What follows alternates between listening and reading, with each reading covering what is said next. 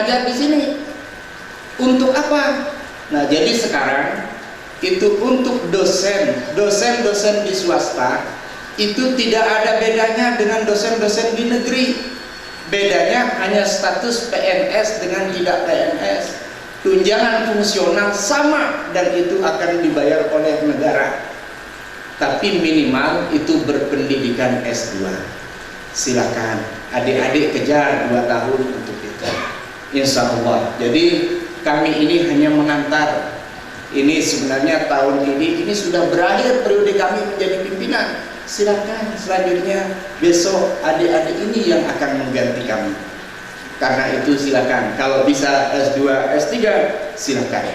Nah, kemudian yang ketiga, ini informasi yang kurang bagus. Sekaligus ini baik untuk adik-adik yang tidak di pegawai negeri. Jadi ada aturan. Dosen yang PNS, ini dosen YN maksudnya, itu tidak boleh menjabat di sekolah swasta, di perguruan tinggi swasta, itu tidak boleh. Nah, ke depan ini akan ditertibkan. Karena itu, ini peluang bagi adik-adik semua. Kami di sini akan membimbing, mengajak adik-adik ke depan bagaimana kita membuat STAI ini menjadi maju. Siapa yang jadi lokomotifnya? Semua kawan-kawan yang ada di sini. Jadi kami tidak boleh menjabat di STAI. Nah, jadi tapi yang jelas ke depan ini kita akan melakukan pengembangan. Nah, ada kekuatan lain yang ada di STAI ini Pak Sekretaris.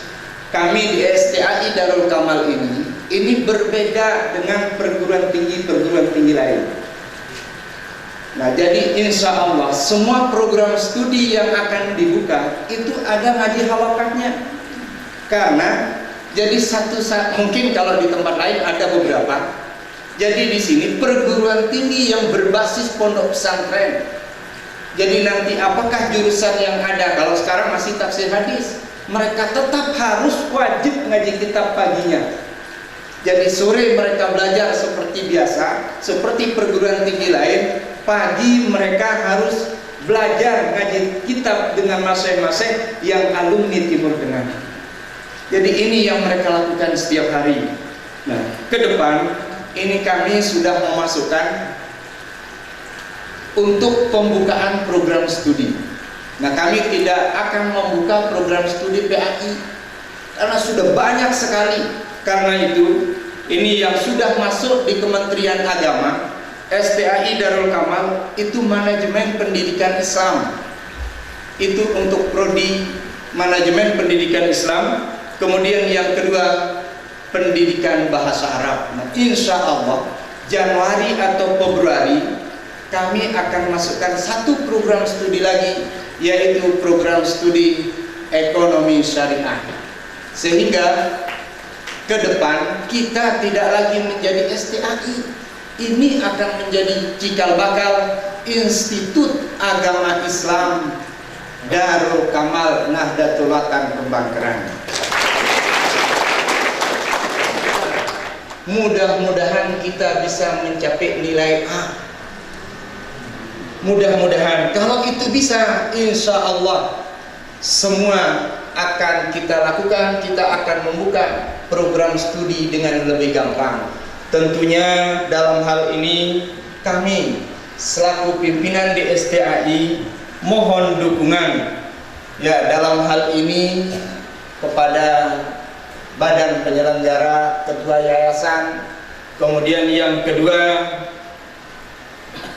koordinator sebagai pembina kita, koordinator Kopertais Wilayah 4 Surabaya, kemudian yang ketiga pemerintah daerah dan seluruh masyarakat yang ada di Lombok Timur.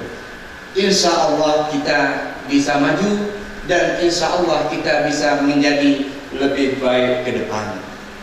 Mungkin hanya ini yang dapat saya sampaikan.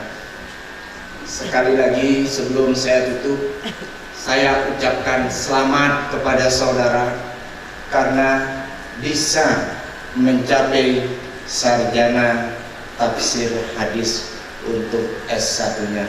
Dan saya berharap jangan berhenti sampai di sini. Silakan lanjut S2. Biayanya tidak lebih sekitar 16 juta, itu sudah bisa magister, dan itu tempat kuliahnya juga sudah terakreditasi perguruan tinggi negeri. Silakan dilanjut, insya Allah dengan itu kita bisa lebih maju ke depan dan kita ikhlas dalam berjuang. Terima kasih, kurang lebihnya mohon maaf. Wabillahi taufiq wal hidayah. Wassalamualaikum warahmatullahi wabarakatuh. Orasi ilmiah. Profesor Dr. Haji Lukman Al-Hakim MM, Guru Besar Bidang Ekonomi Syariah, disilakan.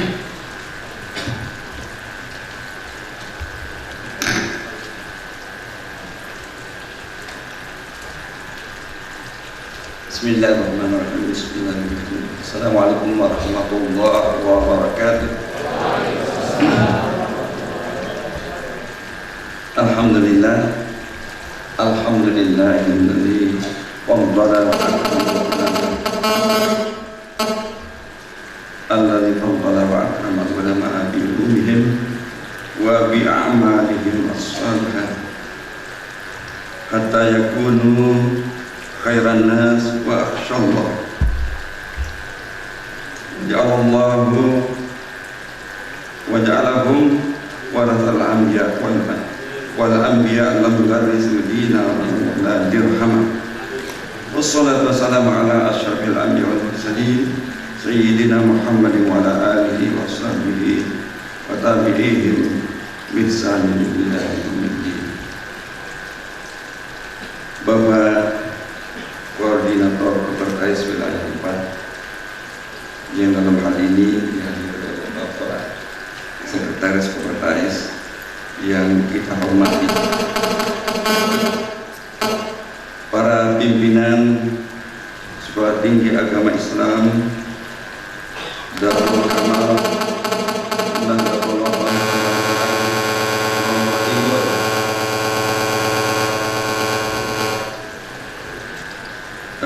khususnya pimpinan dan pembina yayasan Darul Kamal An-Nur, Pondok Pesantren Darul Kamal NW Kembang Kerang, Lombok Timur, Bapak Tuan Guru Haji Muhammad Ruslan Zain An-Nahdi yang dimuliakan Allah SWT, para dosen, para wisudawan beserta para wali, para undangan, wabil khusus para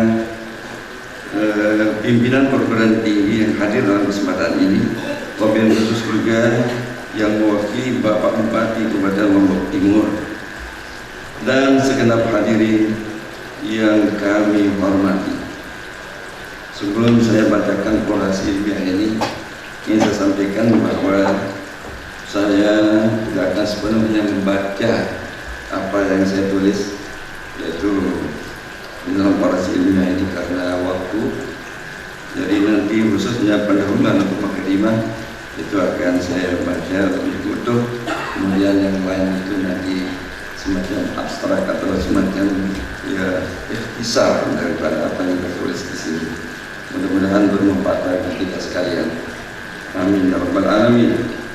Saya selaku dosen, hadirin sekalian, pada Sekolah Tinggi Agama Islam atau STAI Darul Kamal Nahdlatul Wathon Kembang Kerang, Lombok Timur pada hari ini merasa bahagia karena dapat turut serta mewisuda sekaligus melepas para wisudawan yang telah berjuang menimba ilmu pengetahuan di perguruan tinggi yang sama-sama kita cintai ini, setelah melalui tahapan akademis dan berhak menyandang gelar S1 program studi tafsir hadis.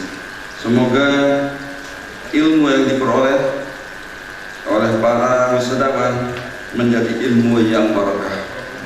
Barakah yaitu aziyadah alal khair, banyak kebaikan-kebaikan yang diperoleh oleh para wisudawan, bermanfaat untuk dirinya, bermanfaat untuk umat dalam rangka meningkatkan kualitas umat, la ilaha illallah yang mulia, khususnya di daerah kita ini. Selanjutnya hadirin sekalian, izinkan saya pada kesempatan yang berbahagia ini untuk menyampaikan secara singkat orasi ilmiah dengan topik studi Al-Quran, aktualisasi nilai ekonomi dalam membangun kesejahteraan umat. Hadirin yang saya hormati, berangkat dari topik tadi, dapat diketahui bahwa pembangunan kesejahteraan ekonomi umat adalah merupakan satu keharusan, tidak dapat kita singkiri.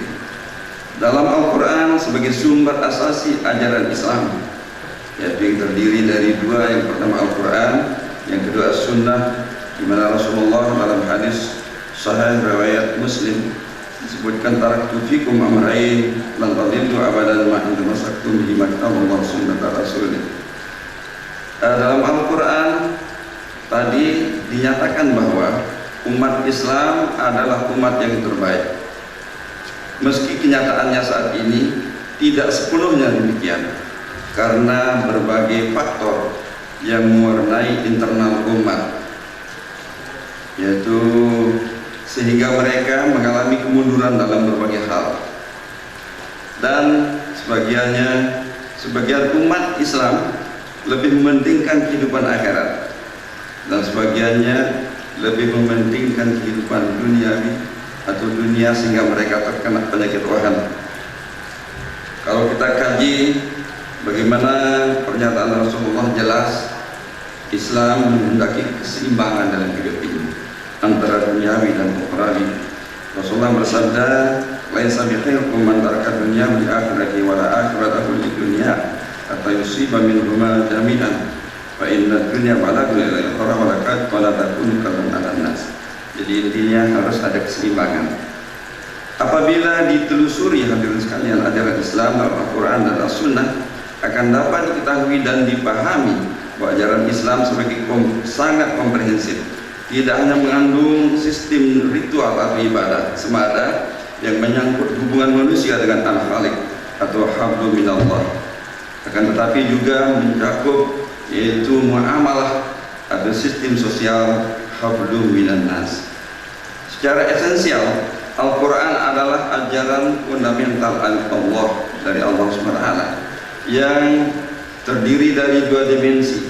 Pertama, dimensi rasionalitas yang memancar dalam bentuk hukum alam atau natural law dan melahirkan hukum sebab akibat atau causality. Kedua, dimensi dogmatis yang syarat dengan nilai spiritualitas dan terimplementasi dalam amaliyah ubudiyah. Berdasarkan hal itu secara rasional, kesejahteraan umat Islam di bidang ekonomi berlaku sunnatullah, yaitu kesejahteraan umat akan dapat diperoleh melalui usaha atau kasab sesuai hukum sebab akibat, yang dalam hal ini adalah melalui aktualisasi nilai ekonomi dalam Al-Quran. Dengan ungkapan lain, sangat diperlukan pembumian nilai dan prinsip ekonomi dalam Al-Quran, yaitu ekonomi Islam maksudnya, dalam kehidupan sehari-hari sehingga terwujud kesejahteraan umat. Dan ini harus dibumikan, artinya dipraktikkan dalam kehidupan sehari-hari, baru kita akan peroleh yaitu kehidupan atau kesejahteraan di bidang ekonomi. Pentingnya kesejahteraan ekonomi umat dapat diketahui dari berbagai ayat yang ada dalam Al-Quran. Khususnya di sini saya kemukakan yaitu apa yang terdapat atau tersurat dalam firman Allah dalam Al-Quran surat Al-Jumu'ah ayat 10. Allah Ta'ala idza qudiyatis shalat fantashiru fil ardh wabtaghu min fadlillah. Apabila telah ditunaikan apabila telah ditunaikan salat, maka bertebaranlah kamu di muka bumi dan carilah karunia Allah. Dalam ayat tersebut ada beberapa kata, yaitu fantasyiru, ada wabtaghu, ada fadlillah, yang kesemuanya kalau dikaitkan dengan yaitu kesejahteraan umat di bidang ekonomi adalah ayat-ayat kata-kata tadi terkait dengan persoalan ekonomi atau kesejahteraan umat.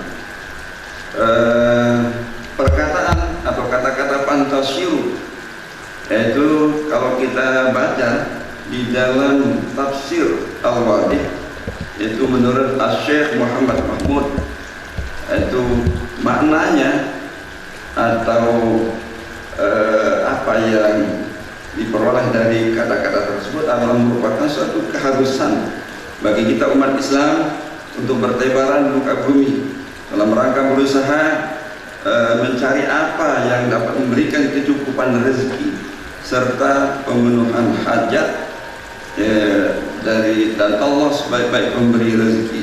Maka hendaklah dituntut dari Allah SWT rezeki, yaitu dengan cara minta bantuan, yaitu dengan ketaatan kepadanya, dan yaitu untuk mendapatkan kebaikan dunia dan akhirat. Begitulah cara menurut Syekh Muhammad Mahmud dalam tafsirnya, tafsir Al-Wadih, yaitu dengan pendekatan, yaitu usaha dan pendekatan ketaatan kepada Allah SWT. Para hadirin sekalian, khususnya Ketua Senat yang diwakili oleh Wakil Ketua Senat, ya, Sekolah Tinggi Agama Islam Muslimin Darul Kamal Nabulatan yang saya hormati. Yang kedua yaitu perspektif Al-Quran dalam pengembangan kesejahteraan umat. Al-Quran sebagai pedoman hidup atau manhaj al-hayat bagi manusia meletakkan dasar atau petunjuk dalam pembangunan ekonomi untuk dapat mewujudkan masyarakat madani yang sejahtera. Dalam sejarah perkembangan Islam, pembangunan ekonomi terjadi pada awal daulah Islamiyah di Madinah, yang waktu itu semua petunjuk Al-Quran tentang kehidupan diterapkan, sehingga terdapat banyak kemajuan dalam masyarakat, terutama disebabkan adanya kesadaran beragama di kalangan umat yang begitu tinggi dan adanya kebersamaan dalam mengatasi persoalan hidup, utamanya tentang ekonomi. Citra masyarakat maupun yang tercermin pada masa kejayaan dan keemasan Islam, terutama pada masa pemerintahan Umar ibn Abdul Aziz, pengaruhnya berdampak ke dunia belahan barat dan timur. Bahkan sebelum Islam, gambaran masyarakat sejahtera dan maju pada masanya dulu sudah terdapat. Bagaimana dinyatakan dalam Al-Quran, yaitu masyarakat negeri Sabah dengan istilah baladun thayyibatun arabun ghafur. Quran surat Sabah ayat 15. Istilah ini menggambarkan negeri Sabah yang menurut penelitian arkeologi terletak di negara Yaman Selatan, yang pernah berhasil membangun bendungan raksasa atau bendungan Ma'arif beserta sistem irigasi yang menyebabkan makmurnya negeri tersebut. Tetapi tidak hanya mereka mendapatkan kemakmuran material, melainkan juga dibawa dalam ilahi. Dalam Al-Quran hadirin sekalian, kalau kita buka, ada satu surat adalah surat terkait ekonomi, yaitu dalam Al-Quran, yaitu surat Quraisy, yang tadi kita hafal,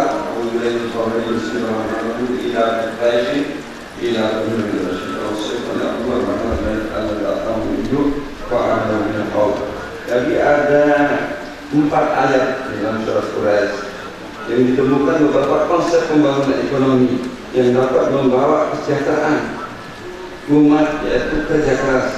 Ini diambil dari kata rehlah, artinya bepergian dalam rangka mencari, yaitu terkait dengan dagang atau ekonomi. Yang kedua yaitu ibadah. Raja dulu dan baik.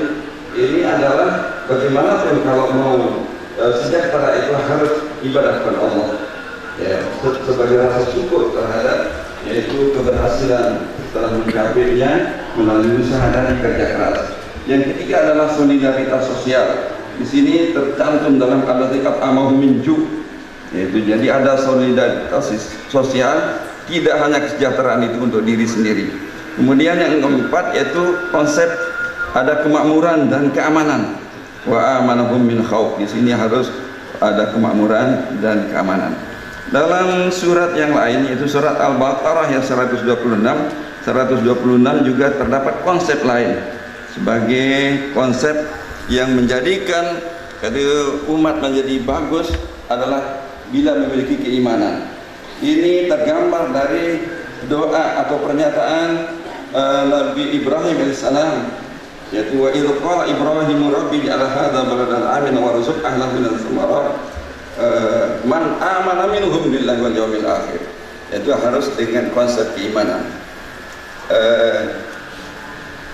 Apa yang disampaikan atau doa Nabi Ibrahim ini ternyata terbukti di dalam fakta kehidupan sekarang ini, di mana yaitu Makkah dan sekitarnya itulah menjadi baldah yang aman, baldah yang sejahtera dan makmur.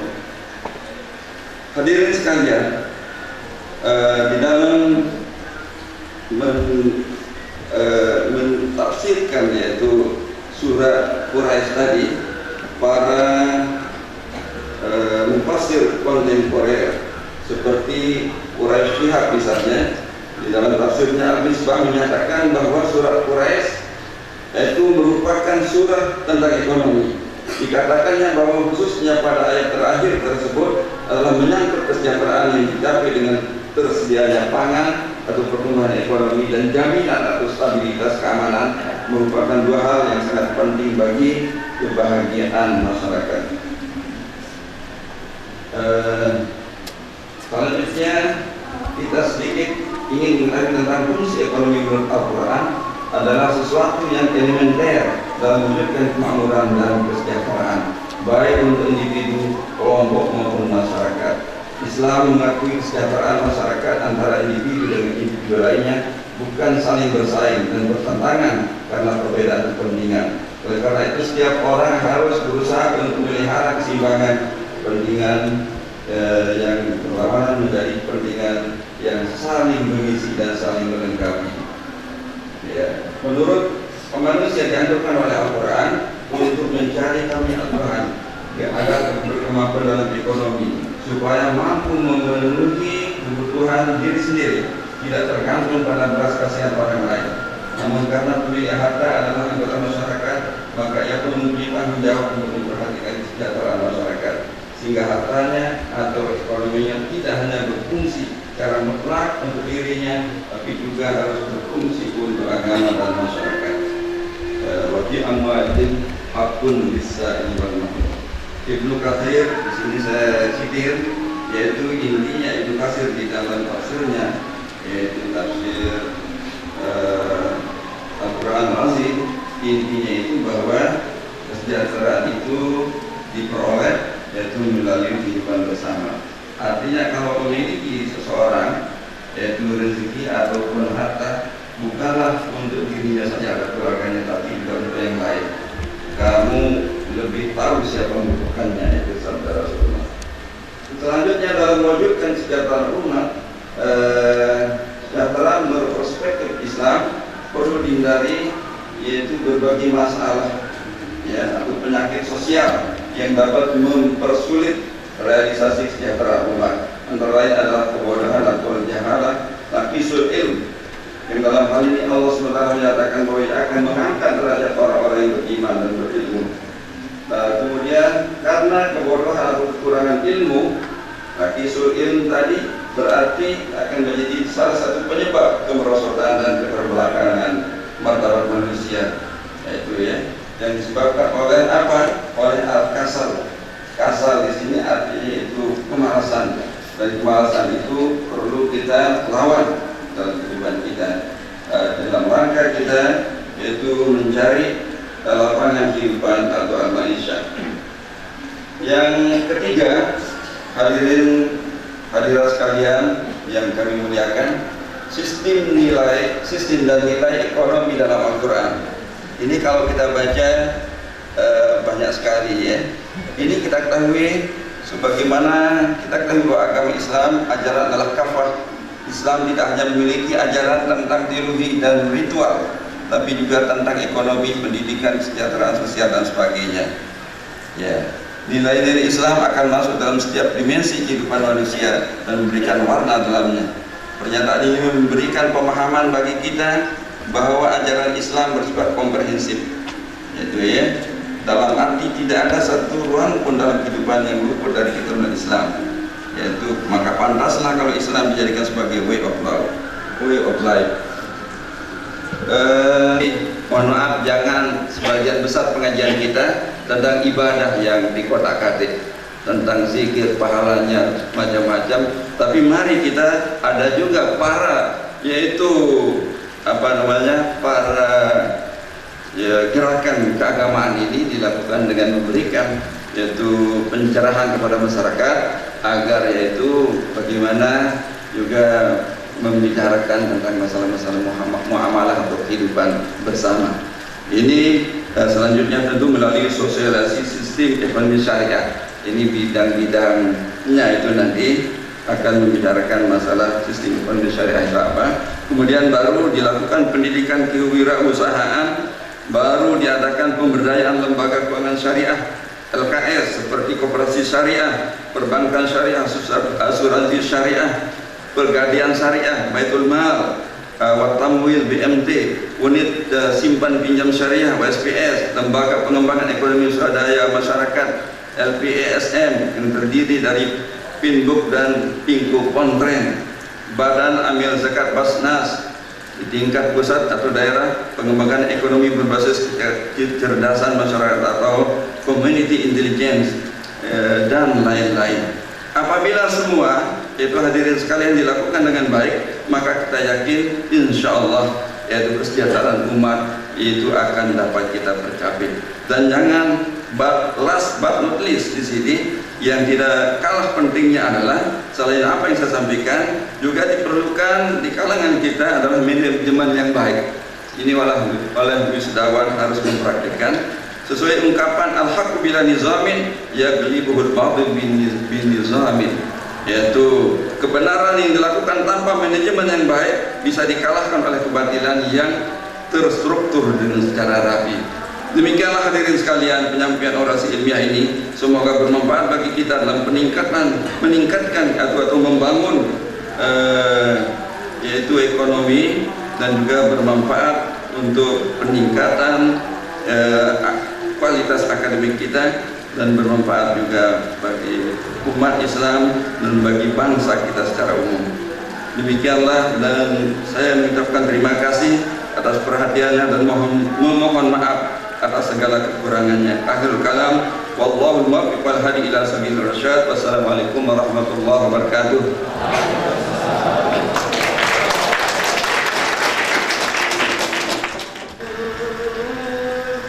Pelantikan wisudawan. Wisudawan yang dipanggil namanya dimohon maju ke depan. Sarjana Usuluddin IPK 3,66 cum laude. Muhammad Yunus, sarjana Usuluddin IPK 3,63 cum laude.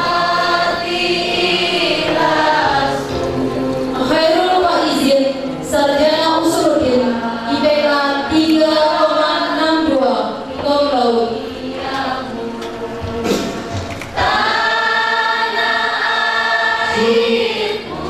Khairul Faizin, sarjana Usuluddin IPK 3,62 cum laude. Zulfaiza IPK 3,56 cum laude.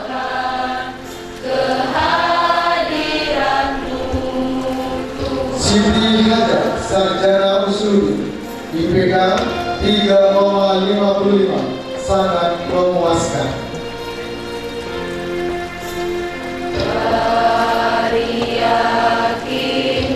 Zainal Watani, sarjana Usuluddin IPK 3,54 sangat memuaskan.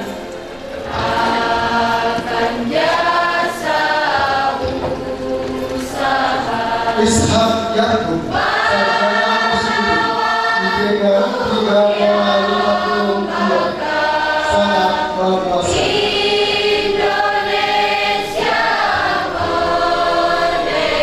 Muhaini, sarjana Usuluddin IPK 3,48 sangat memuaskan.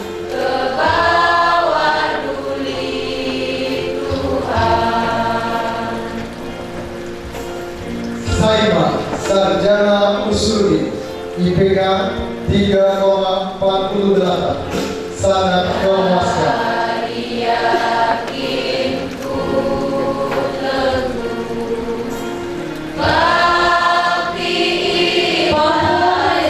Sarjana Usuluddin, IPK 3,48, sangat memuaskan.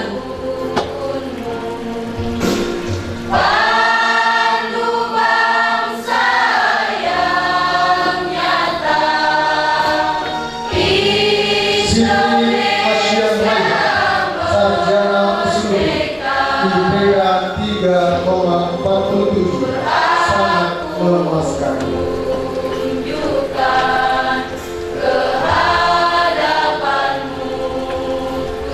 Maimana, Sarjana Usuluddin, IPK 3,44, sangat memuaskan.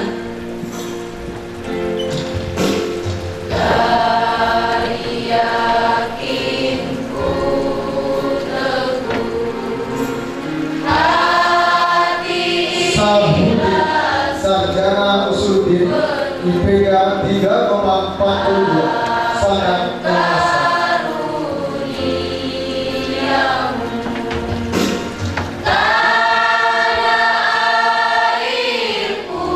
Eva Raihatul Bijana, Sarjana Usuluddin, IPK 3,40, sangat memuaskan.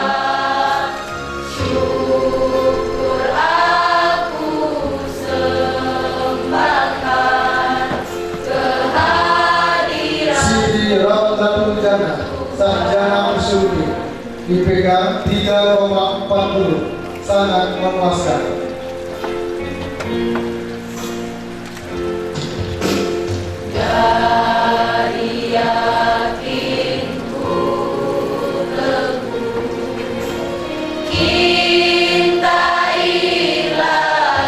Nur Aziza, Sarjana Usuluddin, IPK 3,40, sangat memuaskan.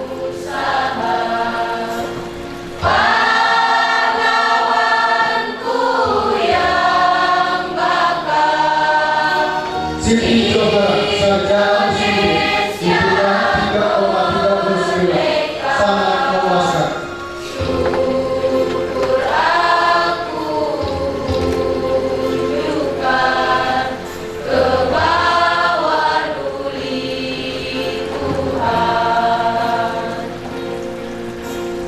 Rahma, Sarjana Usuluddin, IPK 3,38, sangat memuaskan.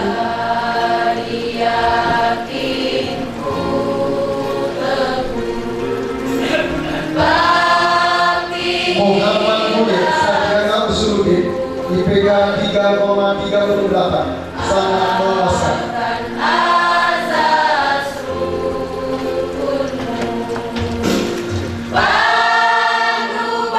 Siti Rana, Sarjana Usuluddin, IPK 3,37, sangat memuaskan.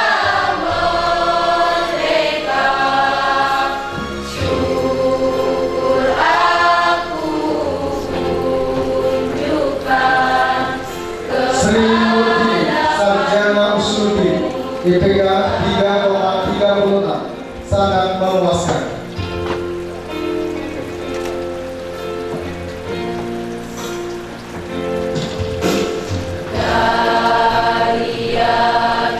Saifuddin, Sarjana Usuluddin, IPK 3,36, sangat memuaskan.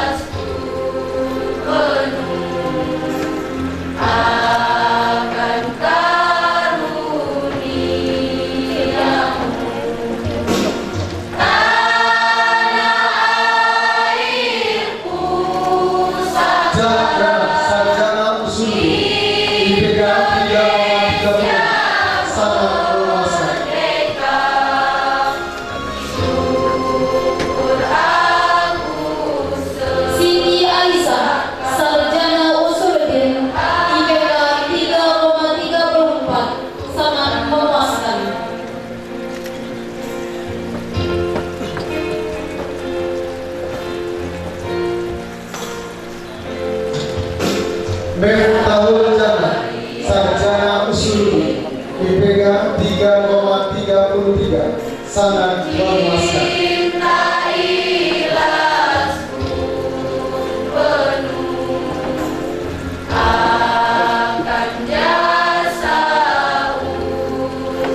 Muhsin, sarjana usuluddin, IPK 3,33, sangat memuaskan.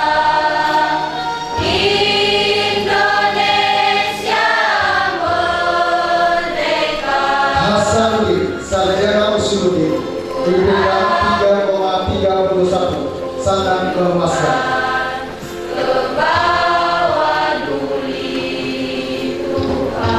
Sri Wahyuni, sarjana usuluddin, IPK 3,30, sangat memuaskan.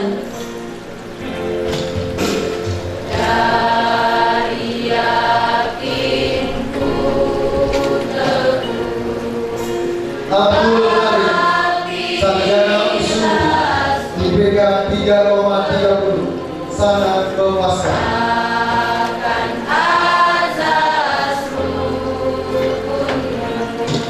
Husnawati, sarjana usuluddin, IPK 3,29, sangat memuaskan. Nurul Hidayat, sarjana usuluddin, IPK 3,29, sangat memuaskan. Munajat, sarjana usuluddin, IPK 3,28, sangat memuaskan.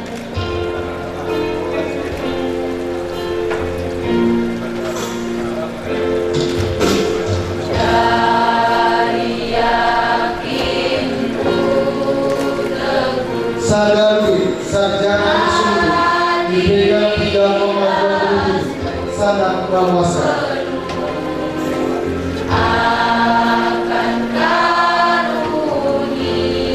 Sahri Rukyah, sarjana usuluddin, IPK 3,25, sangat memuaskan.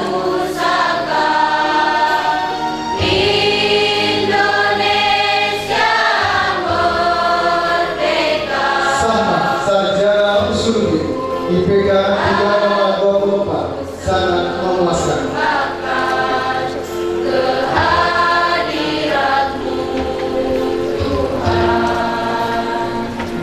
Muhammad Rafidi, sarjana usuluddin, IPK 3,21, sangat memuaskan.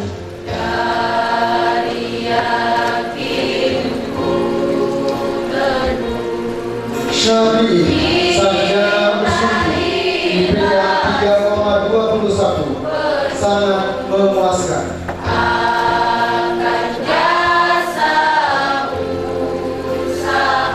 Hudan Mawardi, sarjana usuluddin, IPK 3,21, sangat memuaskan.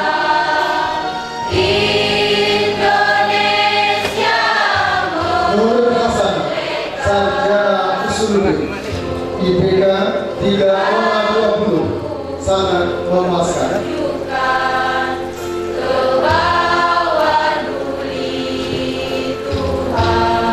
Zainuddin, sarjana usuluddin, IPK 3,20, sangat memuaskan.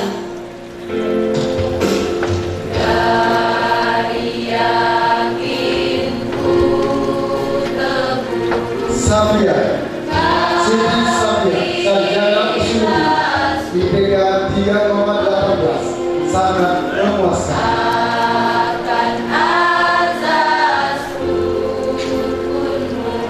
Hairani, sarjana usuluddin, IPK 3,10, sangat memuaskan.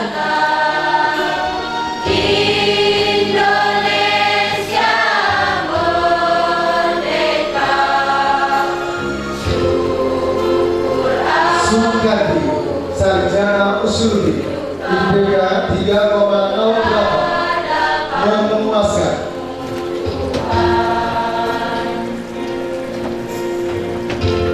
Misbah, sarjana usuluddin, IPK 3,03, memuaskan.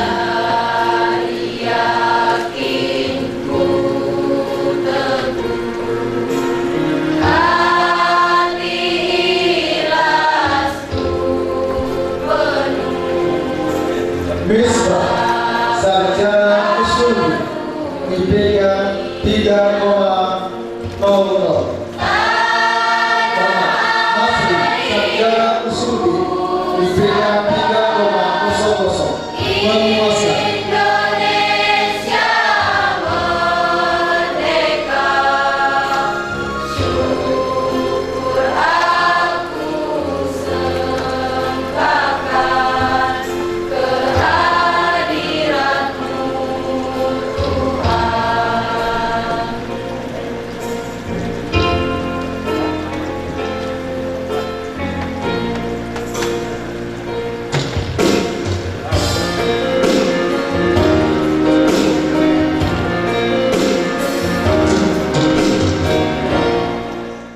Ikrar wisudawan. Pembacaan ikrar wisudawan dipimpin oleh wisudawan Ishak Yakub, diikuti oleh semua wisudawan. Wisudawan dimohon untuk berdiri.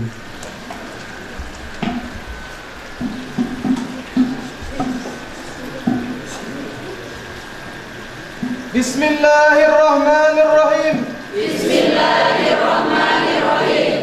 Ikrar setia sarjana. Lulusan Sekolah Tinggi Agama Islam. STHI Darul Kamal NW Kembang Kerang Lombok Timur. Asyhadu an la ilaha illallah. Wa asyhadu anna Muhammadar Rasulullah. Kami lulusan STHI Darul Kamal. Nahdlatul Watan Kembang Kerang Lombok Timur. Adalah warga negara Republik Indonesia. Yang berdasarkan Pancasila dan Undang-Undang Dasar 1945.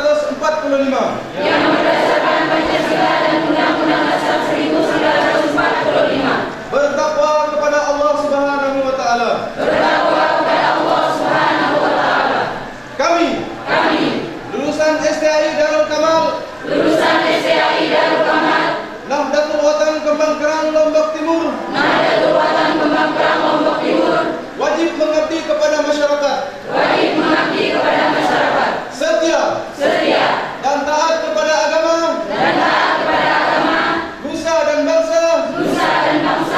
Mengutamakan kepentingan negara. Dan tanah air. Di atas kepentingan pribadi. Dan golongan. Kami lulusan STHI Darul Kamal. Nahdlatul Watan Kembang Kerang Lombok Timur. Wajib memelihara hubungan kekeluargaan dan menjunjung tinggi nama baik alma mater.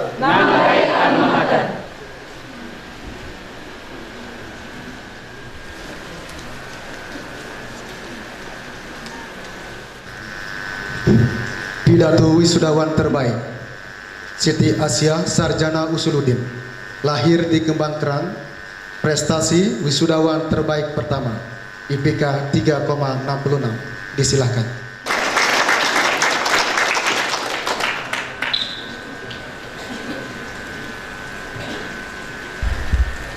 Bismillahirrahmanirrahim. Assalamualaikum warahmatullahi wabarakatuh.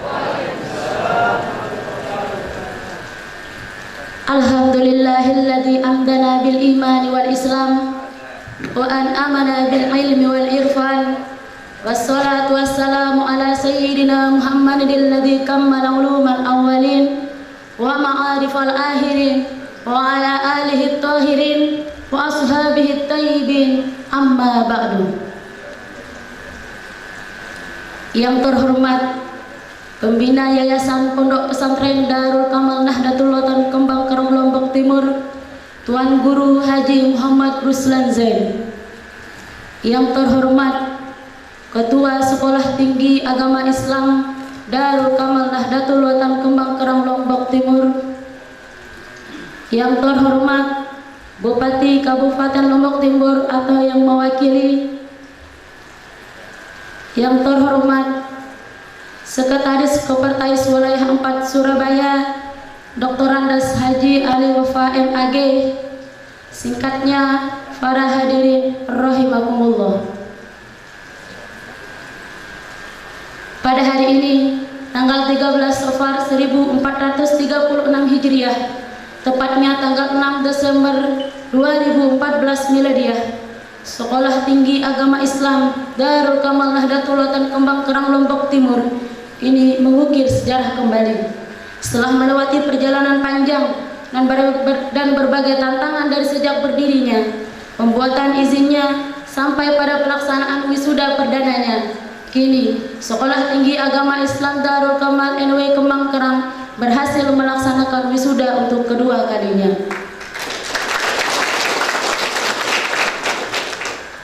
Kita tidak pernah membayangkan hari ini keberadaan perguruan tinggi di pedusunan yang sampai saat ini pun masih membuat decak kagum bagi Ikhwan yang baru mengetahuinya. Perjalanan yang cukup panjang dan sulit, namun ketika Allah berkehendak untuk menurunkan rahmatnya, maka tidak ada sesuatu yang sulit baginya.